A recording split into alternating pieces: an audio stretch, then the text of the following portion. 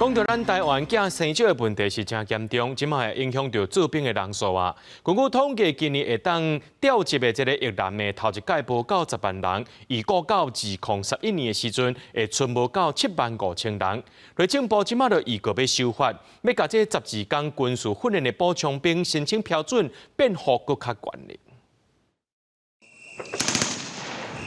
今年起，义务役恢复一年的役期，训练也更加正式多元。不过，因为囡仔生少，役男的人数逐年来减少，今年会使定职役男只有97828人，头一摆无到10万人，有过2032年会剩无到75000人。 为了扩充兵员，国防部去年就修正免疫体位的成员加 BMI 达的标准。即阵内政部搁再有个修法，条员敢若需要接受12天军事训练的补充兵标准。役男直系血亲，翁仔是家后，也是兄弟姊妹有重度以上身心障碍，而且无其他家属会使照顾，才获得申请，并且取消中继收入户申请的资格。另外，以家庭因素申请后替代役的条件也较严，提悬家属的年龄，得到一边的等级。内政部甲相关内容已经发公文予各级的学校。 和役男提前来应用。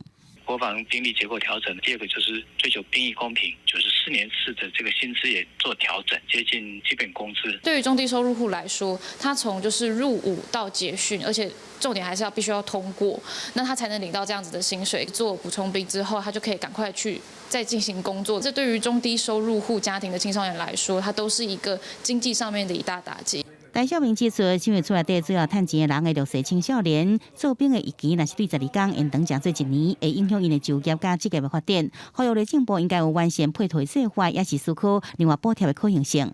记者综合报道。